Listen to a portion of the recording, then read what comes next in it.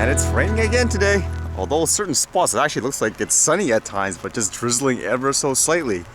No response from DJI yet either, so it's still a waiting game.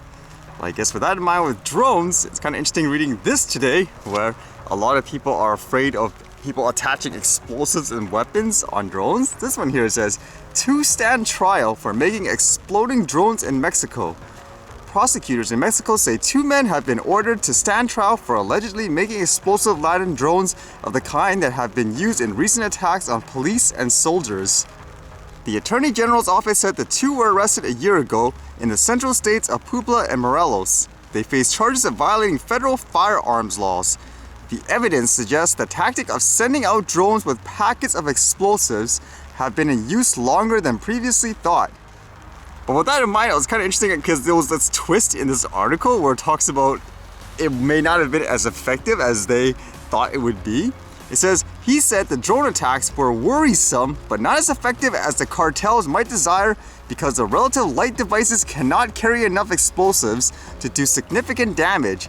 He said a drone attack this week in Michoacan wounded 2 police, 1 in the arm and 1 in the leg. So kind of an interesting twist, I guess, in terms of whether or not you could use them as weapons. I would imagine just like those other stories you read where they do attach pretty large explosives, what it comes down to is there's always going to be bad people in the world doing something bad with tech and all that. Is that a reason to, I guess, be over the top with the regulations and all that? It makes me think again where in general, a lot of times it's just that people read mainstream news. Those seem like, I guess, the hot button issues. And that's why people are so afraid of even like a kid flying a toy, literally. So reading this actually was reported a few days ago, but it just reminds me again how it just seems like there's so much misinformation in many ways. This one here says, drone flight results in near miss for plane leaving Nanaimo Airport. RCMP and Transport Canada are investigating after a drone came dangerously close to a plane departing Nanaimo Airport. The pilot of a single-engine Cessna 208B reported a drone flying approximately 500 feet below them around 5:45 p.m. on Monday, April 19th as they left Nanaimo for Vancouver. The plane was traveling at 2,500 feet in altitude at the time, with the drone coming well within the minimum vertical separation between aircraft.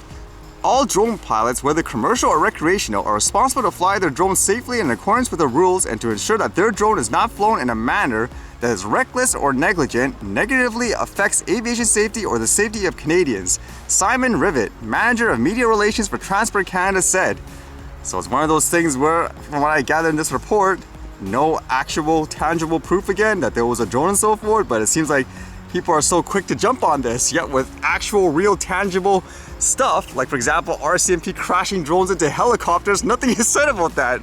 And just in reading this article again, it says here, drones weighing less than 250 grams called micro drones do not require a license or registration with Transport Canada. Operators should remain below 400 feet in altitude and be flown away from airports, events, and crowded places. Pilots are told to exercise a high degree of caution due to potential aircraft traffic around airports, heliports on Transport Canada's website. More strict rules, including licensing, applied for drones at or above 250 grams. Drones above the limits are not permitted within 9 kilometers radius of an airport. That is so outdated and is not true, for example. That's like way back, like during interim orders and all that. And it even says here, Transport Canada dictates all flights above 400 feet in altitude, regardless of drone size, requires a special flights operation certificate. That's even not true. What's going on here, like with these news media in terms of this reporting? Technically, with all those micro drones, you just got to be like, again, quote, safe, don't be negligent. And at the same time, in terms of like 400 feet altitude, you can actually technically fly higher than this depending on the situation, even with the larger drones, like with buildings and stuff like that. So yeah, there's so much misinformation. It's like when people make these reports in the media, do they actually check it or consult with someone who actually knows what they're talking about? Or is it just, oh, sounds like a sexy topic, drone near this or whatever, people will get a buzz out of this? I kind of use the same example. Let's just say there's a flock of Canadian geese, a flock of them, literally. Does that generate mass hysteria in media? Or do the people just say, okay, it's an incident or whatever? Whereas in this case, if this is true, let's just assume it's true, because it's usually, again, the case where it's always no proof or whatever. Is 500 feet distance actually considered really super, I guess, dangerous in that sense? in terms of a drone, and let's just assume it's a quote micro drone or something like that, like I don't know, 200 grams or something, would that actually be considered dangerous in your mind? It just makes me think it comes down to mindset and a generation, I guess, gap. I mean, to be clear, toys or not, it's really stupid to go, let's say, right into an airport, flying within the landing and takeoff area. I mean, it's pretty idiotic. Any way you look at it, you shouldn't be doing it. But at the same time, at that point where Transport Canada mentioned, oh, they're wondering why there's so much fear or stuff like that. Like, there needs to be more public acceptance of drones later on, which I guess the reason is because more companies and stuff will want to use it for things like delivery. I think this is the example. Why always just focus on these stories and stuff like that, or reports where there's no actual real tangible evidence and all that too? You wonder how things like prejudice, discrimination, and racism starts? In my opinion, this is the key textbook example here. People just keep talking about stuff like this all the time, putting certain people in a specific bucket. What do you expect afterwards when this is all people read? With that thought too, I actually quickly read about this where it relates to that travel ban they're having here in BC because they're afraid of the virus and stuff spreading. And apparently they are banning specific areas from actually traveling into the country with planes and stuff. This one says, concerns abound that India and Pakistan travel ban would trigger racism in Canada. Canada has banned flights from India and Pakistan for at least the next month as those countries deal with an unfolding COVID-19 crisis. Earlier this week, India recorded more than 300,000 new cases of the coronavirus in a single day. And the concern with this too is, with this ban, will there be a mass majority of people afraid of anyone of Indian descent, for example, having the virus and all that when they see them? That's what happened, for example, with people of East Asian descent, where because of all the news where it's from China and all that, everyone who sees, like say, a Chinese person is, oh, you have the virus, and they get terrified. It makes you wonder too, if it's a travel issue, why not just ban travel period for a certain amount of time or something like that? If that is the concern, because I would imagine it doesn't matter of race or whatever, anyone can actually get it, correct? And it makes me think too, because funny enough with all this T-Series stuff, and since they're based in India, I haven't heard a response still in terms of that copyright stuff, but how does that actually work? Because again, they have to actually proceed this with real, I guess, court proceedings. Do they actually have to file something, let's just say locally here in Canada, or do they do it all the way down there? Makes me wonder too. And with travel restrictions and so forth, wouldn't that automatically mean if you had to go through a case, you can't actually travel to get there in that case too? So it'd be kind of interesting in that sense to see how it goes.